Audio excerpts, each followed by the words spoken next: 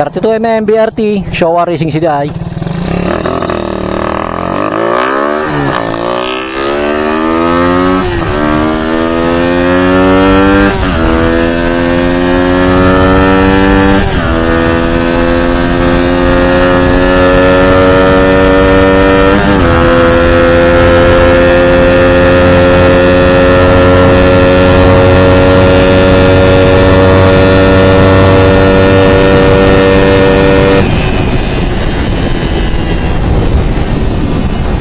Ayan par, nakita ko 160 kph.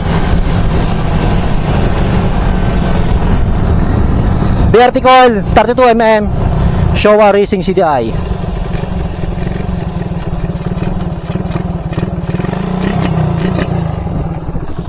Lakas par.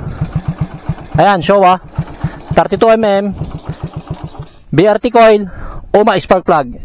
Stock sprocket, malalapad yung gulong natin. Tumakbo tayo ng 160 par sa ating Showa Racing CDI. Ano po?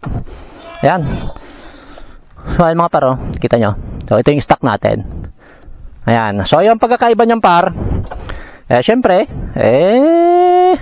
mas malakas talaga sa duluhan yung naka-Racing CDI. Ano? Kasi, yung stock CDI natin, napako na lang yan sa, kahit pa sumasagad tayo ng 160 rin dito, napalo na lang to sa 11,500 RPM. Samantala to si Showa Racing CDI, umaabot to ng 12,000 up to 13,000 RPM. Ano? Syempre, kaya nga yan ginagamit sa mga racing, kasi nga, wala pa naman atang gumagamit ng stock CDI sa racing, di ba?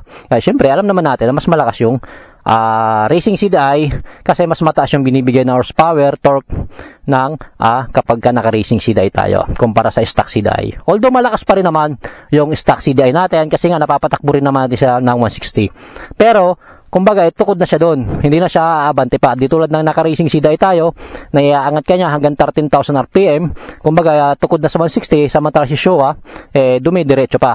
So sobrang eksilan nun, para nag 160 tayo. 1443 stock sprocket. Stock naman yung mga gulong natin, malalaki.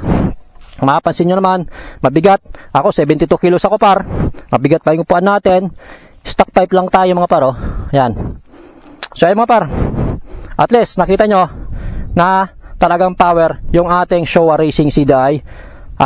Partneran pa natin ng 32mm na carb. Siyempre BRT.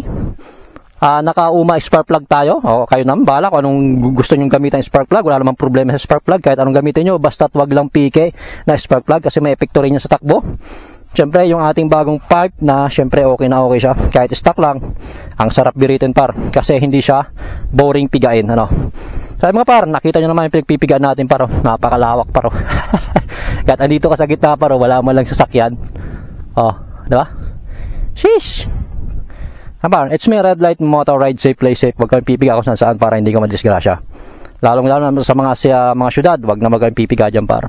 So, swerte lang natin kasi meron tayong ganito na walang mga bahay, walang mga tao, tanging mga daga at kuhol lang yung napiperwisyon natin. Alright mga par. Sheesh!